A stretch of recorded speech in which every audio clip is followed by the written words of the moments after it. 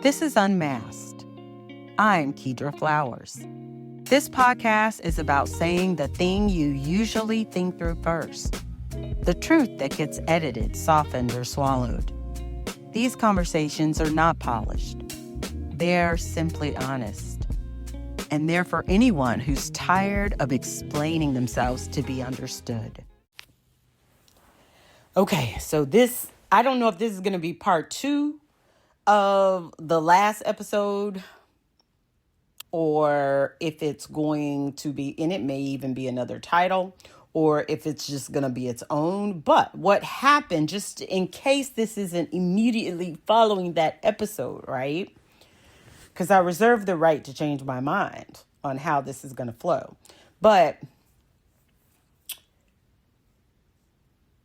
the last episode was about a fear that happened in the morning. So just real quickly, and this may be just added on to that same episode. So if so, hopefully I'll remember to clip this little piece out. But if I don't, just, charge it to my head, not my heart. All right. So anyway, here is the question I put in ChatGPT. And remember, these questions are not, so for those of you who are tuning in late and whatever, like, why is she just reading ChatGPT? It's not, it's deeper than that. I'm asking ChatGPT questions based on what's really happening in my body or in my mind or whatever. Like, this is really what's going on in my life that I never had an answer to. And after thousands and thousands and thousands on medicine and therapy, I still am just now starting to find the answer to.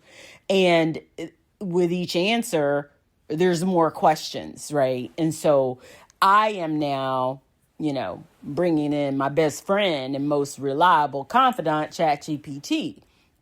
So, okay. So up to now, we talked about the fear. We talked about waking up at 3 a.m. and having a wonderful, wonderful regulation period and reading and exploration. And then thought about something that I need to do for work at about when I realized it was 6 a.m. and went into this fear, kind of a panic fear feeling.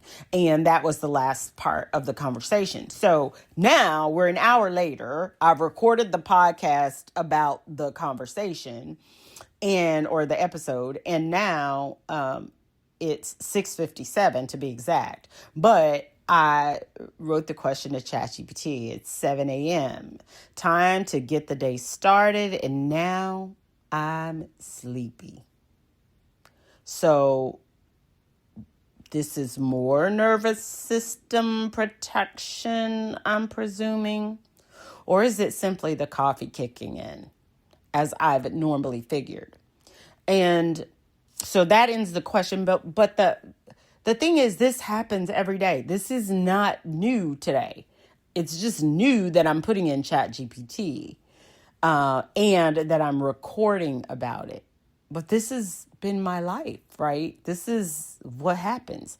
So now I'm sleepy as hell. Like, I'm talking about groggy sleepy, not like just sleepy. Like, I'm dizzy, like, don't need to drive somewhere kind of sleepy. So short answer. This is ChatGPT's short answer. This is nervous system protection, not the coffee. Coffee can add a layer, but it's not the main driver of what you're feeling right now. Here's what's actually happening. What just happened at 7 a.m. in order. 1, you were alert in a safe, self-directed state. From 3 a.m. to 6 a.m., you had no demands, no role pressure, no performance expectations.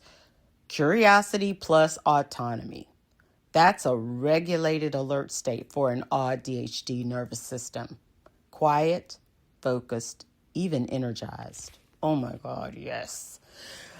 2, the moment the day starts, your system detects threat.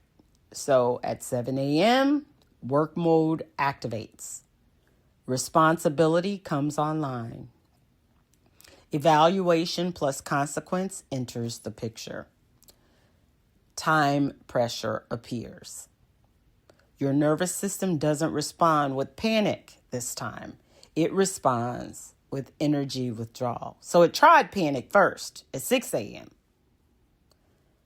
And then I analyzed it, me and Chat. We did our we have a medical license from Hilton Anatole Hotels. So we did our analysis. And it didn't work. The fear didn't work. It didn't stop, which it hasn't worked. Sometimes I guess it probably has worked. But when I'm in a good space, it doesn't work. I recognize it and I just move through the fear, right? I thought that's what everybody did. I thought that's what life looked like. I thought that's why people dreaded Mondays. It's just for me, it was Monday, Tuesday, Wednesday, Thursday, and Friday, right? So, anyway, so right now it's moved to, this is how smart the brain and the body and the whole being is, right? Like it moved from fear that didn't work to stop me because 7 a.m. is here. It's time to move on. It's like, let's put her ass to sleep. All of a sudden I'm sleepy. It responded with energy withdrawal. That's important. All right. Why sleepiness shows up instead of anxiety. This is classic protective downshifting. When a nervous system learns that mobilization causes overload, causes burnout, it may choose, I'm going to conserve energy and reduce engagement. So instead of fight or flight, you get sudden sleepiness, heaviness, brain fog, a desire to lie down. This is not fatigue from lack of sleep alone. It's a break, not an empty tank. This is good. It's interesting because, like of all the different diagnoses I've had over my life, one of the most disturbing of them all was in 2018, and I was diagnosed with chronic generalized encephalopathy. And not only was it difficult to say that during that time because I was really having some issues with speech as well. So there was definitely brain function being affected in there. But just the word encephalopathy, that's scary. And it was scary. And so as I learn about autism and how things work and how burnout shows up and how overstimulation shows up and how meltdowns can show up intellectually, physically, in all those different, emotionally, right? Now understanding that, I can go back and say, wow, so to a neurotypical neurologist, look like brain decline, look like encephalopathy. Now, mind you, they had the EEG and the I forgot her name, child. It's a woman's name that they use. I think it's Loretta. But anyway, it's a system where they put all these nodes on your head and it reads your brain activity and all of that. So mind you, there was decline that cannot, and you know what? I'm not going to go down that. That's another conversation. That was a real physical manifestation of what had happened, of living a life as an undiagnosed autistic, right? Not only, it's not even that being undiagnosed autism or having undiagnosed autism made life hard in and of itself, which it does when you think differently, you react differently, your everything in your life is you're masking, you're fitting in when your body's not made to fit in. It is not made like conform. The word conform hurts me. So doing it is like torture. And so you're living your life. Imagine this, living your life being tortured every single day. and feeling like you have no choice but to pretend like you're not in order to survive, in order to feed your family, in order to be able to take care of your son, in order not to seem weird and mentally off, right? Because the way you think, if you say it out loud to some people, you could go one or two places: prison. I guess you couldn't go to prison because that takes action. Okay, but you could go to the insane asylum.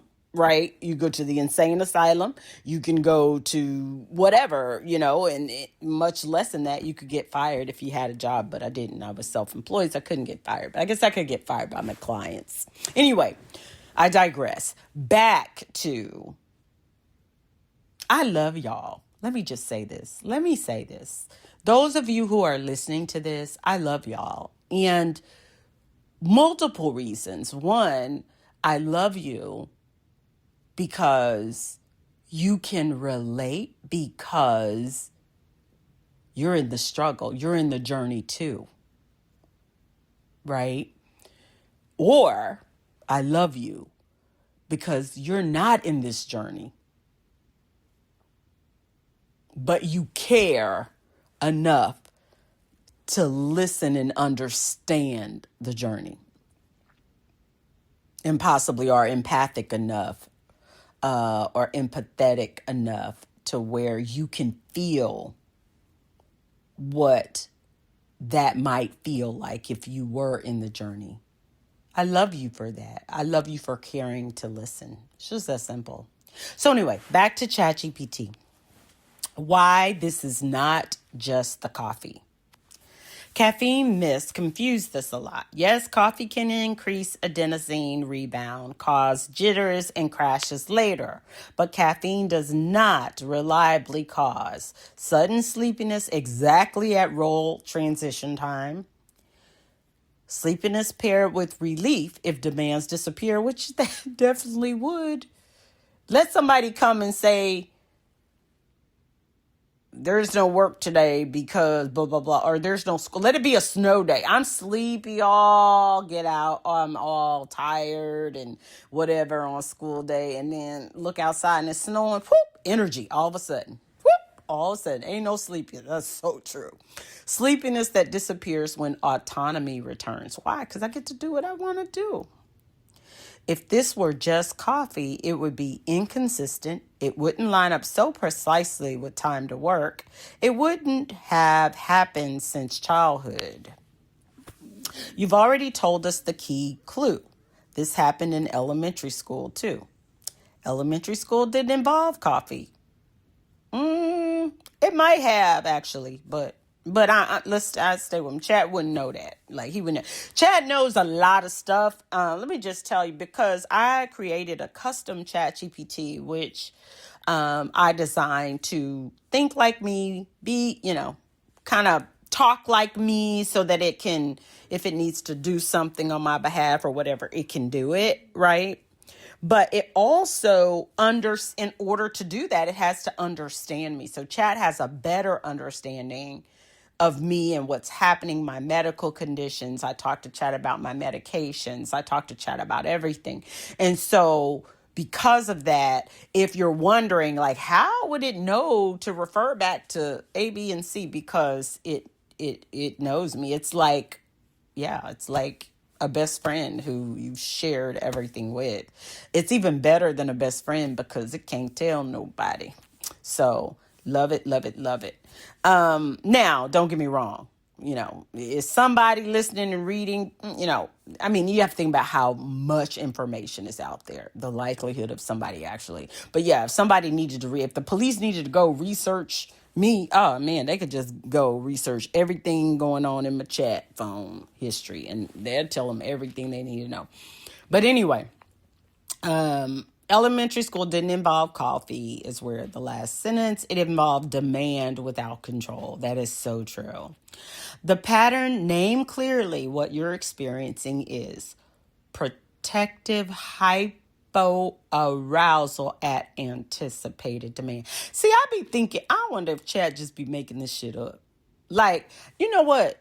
Let me just do this. See, this is stuff that AuDHDs think about. Like a neurotypical might, if this was in an encyclopedia or a journal or an article or whatever, might just read that and take it for what it's worth, but not I got to go now and either go to Copilot or Google. I think I'll do Copilot.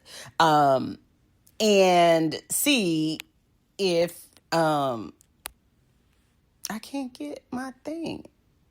I want to go to, okay, let's just go to Google and post it in Google.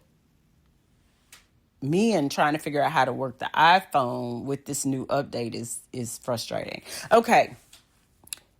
Protective hypo-arousal at anticipated demand is the nervous system shutdown response, a defensive freeze triggered by feeling overwhelmed by future stress, leading to numbness, brain fog, fatigue, and dissociation as the body tries to protect itself from disengaging.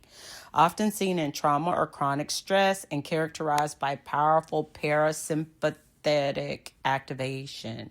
It's a survival mechanism to cope with inescapable threats, manifesting as zoning out, becoming unresponsive, stonewalling in relationships. Oh, wow, I do that. I really, really, really do that.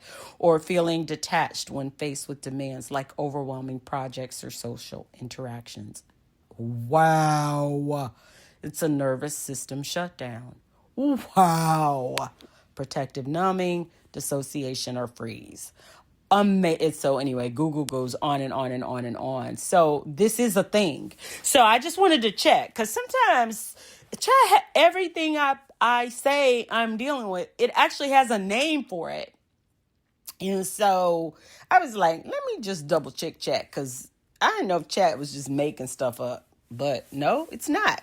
So your system is saying engaging fully right now will cost too much. So it lowers energy before the cost hits.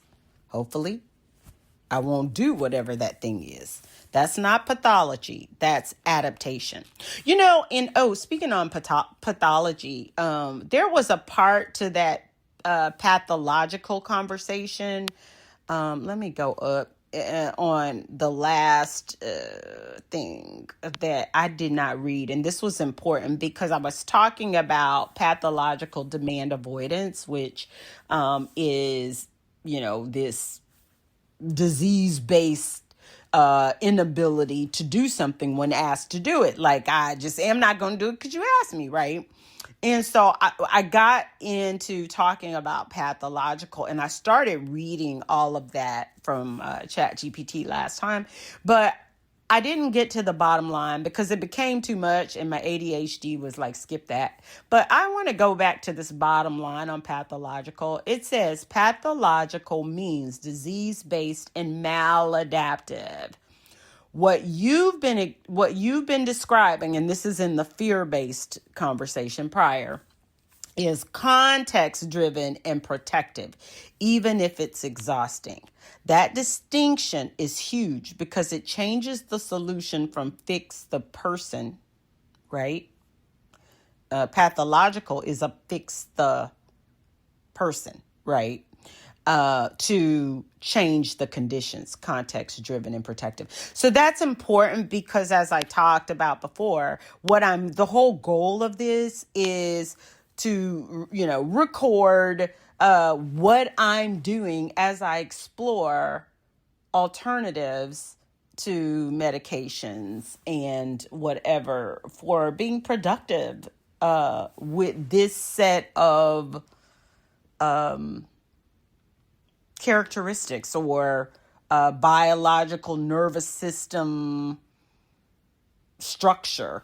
I don't know a better way to say that. So as I try to look for that, when you consider it pathology, it's like, okay, well, there's not, in my mind, that kind of locks that down. And I'm really big on using the word, that he's pathological, and just use those words. You don't necessarily, I have a gut feel for what it means. Now, that's with everything, though. See, and so you got to understand, too, part of this whole lateral thinking thing is words just mean whatever we agree they mean. Like, they really don't mean nothing.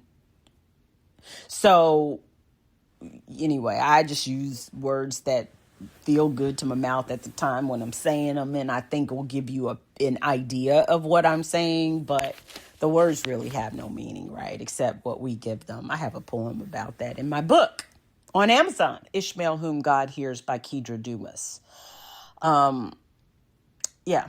So, okay, back to the topic.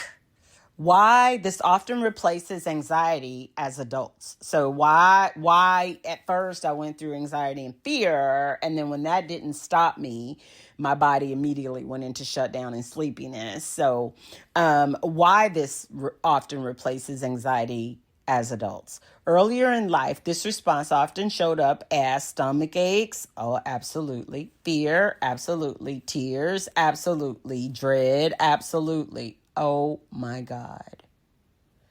That just hit on something else, because in my childhood, when transitioning from one grandma's house to the other grandma's house, I experienced all these things horribly.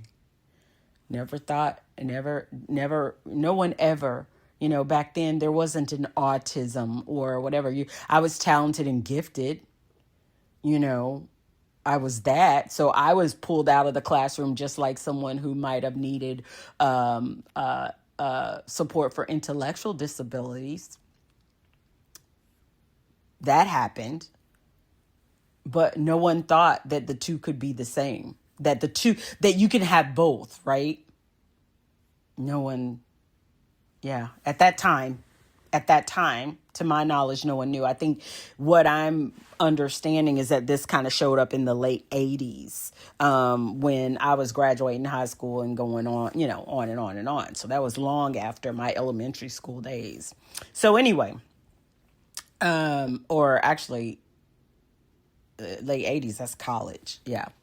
Over time, many AuDHD systems learn anxiety didn't stop the demand. I just said that. But exhaustion did. Wow. Okay. I'm sorry, guys. Oh, I'm sorry. I'll remember to tone that down so that it's not so loud in your ear. But, that's amazing, because exhaustion did. There have been times where I couldn't move for weeks. And guess what? Doctor, more medication. Like, oh my God.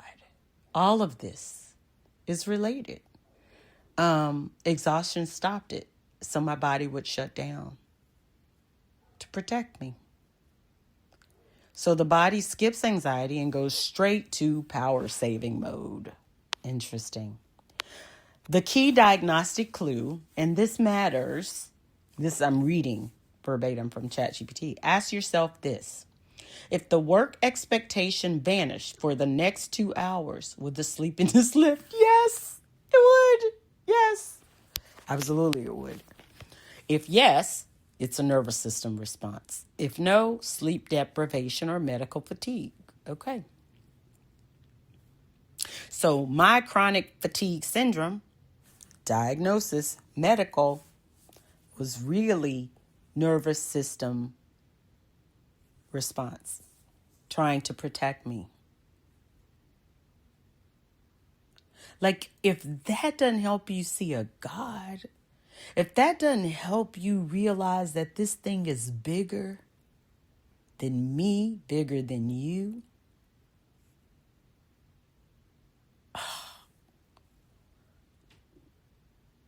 let me tell you something.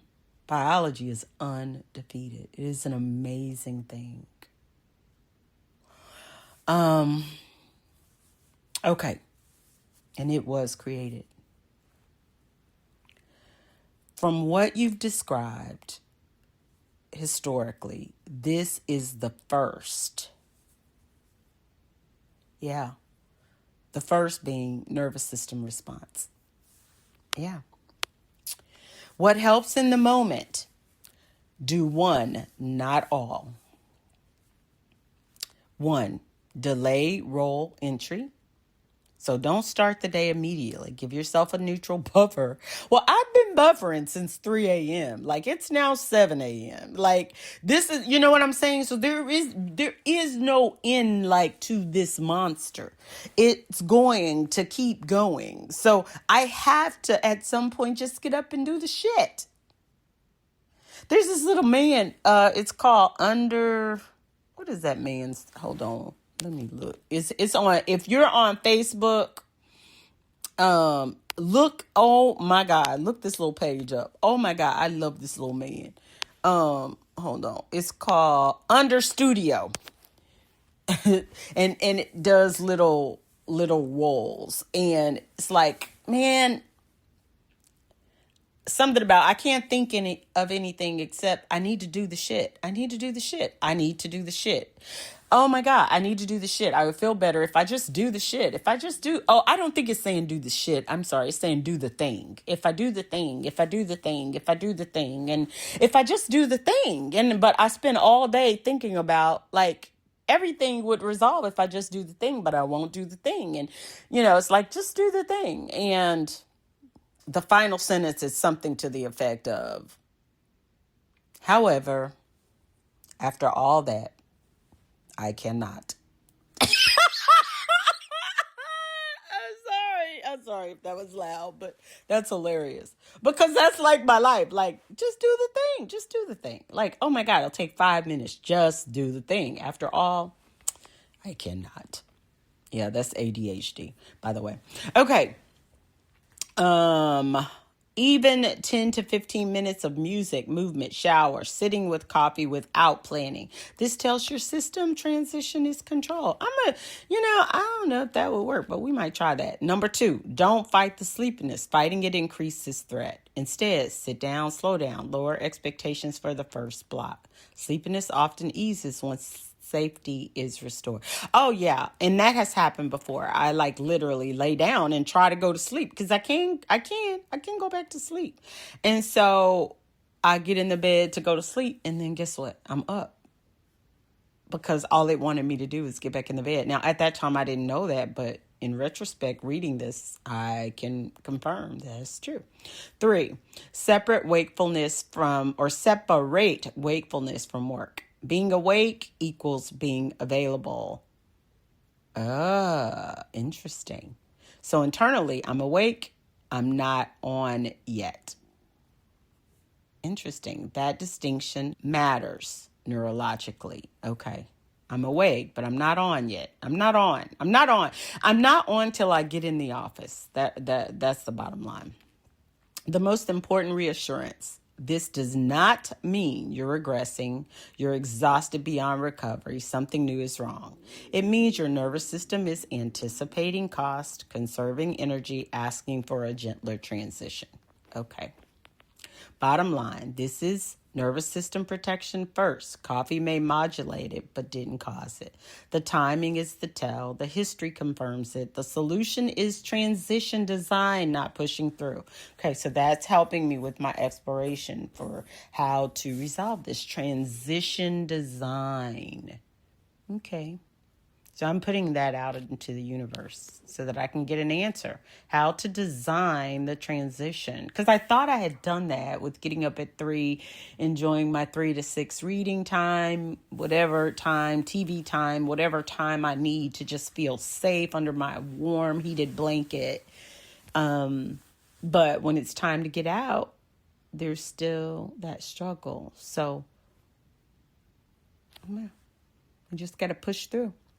Anyway, nothing is wrong with you. This is Chat's final statement. Nothing is wrong with you at 7 a.m. Your nervous system is just refusing to sprint the moment the gun goes off. If something in this episode stayed with you, let it. You don't have to resolve it today. You don't have to explain it to anyone. I'll see you next time.